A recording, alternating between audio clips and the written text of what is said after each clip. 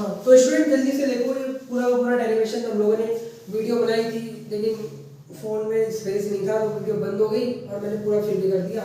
तो गुस्सा भी आ रहा है, लेकिन चलो कोई होता है, मेरे साथ ज़्यादा ही होता है ये चीज़। ठीक है, चलो दोबारा से एक बार समझा देता हूँ इसको, आप लोगों ने अभी नहीं समझा है। ठीक है, देखिए ये परिपथ वगैरह क्लियर हो गया था, टर्मिनल विभवांतर, विद्युत भाग बल, आंतरिक प्रतिरोध। अब मान लिया कि सेल में आई धारा टी समय में बह रही है, तो जो क्यू आवेश है इसको सेल सहित पूरे परिपथ में ले जाने में कितना कार्य करना पड़ेगा। ध्यान रखना यहाँ पे वर्ड पे सेल सहित। ठीक है, मतलब मैं क्यू आवेश को सेल से, यहाँ से देखो ये वाली चीज पूरी समझाई थी, दोबारा बोलो, आवेश क्यू है, ठीक है, ये सेल से निकलेगा और यहाँ से जाएगा जाएगा जाएगा जाएगा जाएगा और यहाँ तक आके सेल से भी होके जाएगा। तो मैं देखना चाहता हूँ इस क्यू आवेश को सेल से लेके पूरे परिपथ तक ले जाने में कितना कार्य करना पड़ रहा है। तो वो बताया था मैंने क्या होता है विद्युत भाग बल, तो E बराबर डब्ल्यू बटे क्यू, यहाँ से W इंटू क्यू हो जाएगा। अब Q बराबर आई टी होता है, तो ये हो जाएगा आपका समीकरण नंबर। ठीक है, चलो एक बात समझ में आ गई, ये वाला केस क्लियर। अब Q आवेश को बाह्य परिपथ में प्रवाहित करने में जो कार्य होगा, अब देखो यहाँ पे सेल नहीं आया, यानी कि हम ऐसे मान लीजिए देखो ये सेल ये था, बाह्य परिपथ हो गया, ये बाहर बाहर का एरिया। ठीक है, सेल नहीं है एक बार इंक्लूड। तो अभी मैंने बोला जब सेल ना हो और बाहर के परिपथ में आप ये देखना चाहते हो कि क्यू आवेश को ले जाने में कितना कार्य करना पड़ता है, तो वो क्या होता है टर्मिनल विभवांतर V। तो V बराबर डब्ल्यू एक्सटर्नल, एक्सटर्नल मतलब बाहर के लिए कार्य, एक्सटर्नल ठीक है बाहर, यहाँ से W external V into Q हो जाएगा। V ऐसी क्यू की जगह फिर से आई टी यहाँ पे रख दिया, समीकरण 2 में। ठीक है, अब माना कि सेल का आंतरिक प्रतिरोध स्मॉल r है, ये हमने अपनी पास से मान लिया और मानते हैं ये स्मॉल r ही मानते हैं। अब सेल के अंदर भी कुछ ना कुछ देखो, इतने पार्ट में भी कार्य होना होगा। एक बार मैंने पूरे सर्किट के लिए निकाल लिया सेल को साथ साथ, फिर मैंने सेल को छोड़ दिया और बाहर के लिए निकाला। अब मैं इस सेल के अंदर का कार्य निकालूं तो वहां कार्य बोल दिया डब्ल्यू डैश, फिर फॉर्मूला वही होगा डब्ल्यू बराबर वी इंटू क्यू। लेकिन यहाँ विभव जो होगा, जो विभवांतर होगा, विभव पतन जो होगा, उसको वी डैश बोल दिया। अंदर कुछ भी विभव पतन हो रहा है, थोड़ा बहुत तो विभव परिवर्तित होगा तो वी डैश बोल दिया, और होता भी है, पता है आप लोगों को। आई इंटू टी, आवेश की जगह आई इंटू टी। अब मुझे पता है बी बराबर आई आर होता है।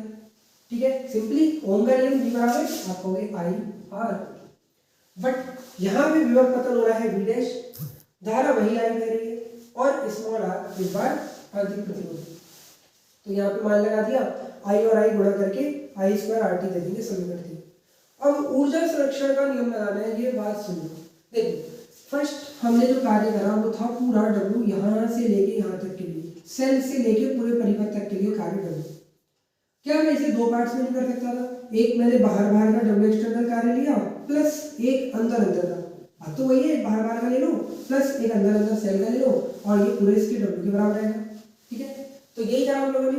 तो डब्ल्यू बराबर डब्ल्यू एक्सटर्नल बाहर का प्लस डब्ल्यू डैश अंदर का, इसको और इस बाहर को पूरे को जोड़ दूंगा तो पूरे परिपथ का आ जाएगा कार्य, तो डब्ल्यू के बराबर रख दिया। ठीक है, अब ई आई टी समीकरण 1, 2 और 3 से यहाँ पे मान लगा दो। आई टी यहाँ पे भी आई टी और इधर भी एक आई टी आ रहा है, मतलब आई टी एक दूसरे से कैंसिल आउट हो जाएंगे, कॉमन आ गया। ठीक है, यहाँ बचेगा ई, यहाँ बचेगा मात्र वी, यहाँ बचेगा एक आई और स्मॉल आर, क्योंकि आई और टी तो कट गए है ना। जहां से आप v बराबर ई माइनस आई आर निकालोगे, ये आप लोगों का टर्मिनल विभवांतर, विद्युत भाग बल और आंतरिक प्रतिरोध में संबंध है। ठीक है, क्लियर हो गई चीज। चलो अब एक नोट डालो।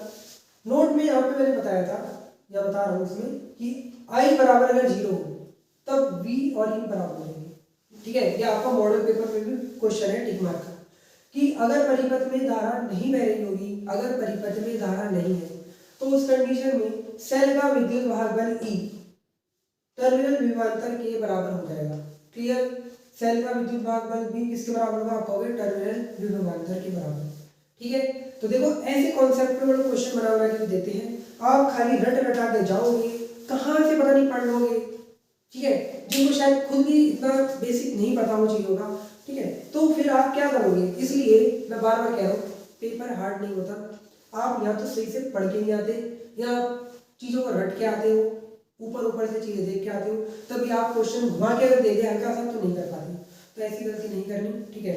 हमारे साथ बने रहो, मैं आप लोगों को सारी सारी चीज़ें इंपॉर्टेंट के साथ बताता रहूँगा, कॉन्सेप्ट क्लियर हो जाएंगे।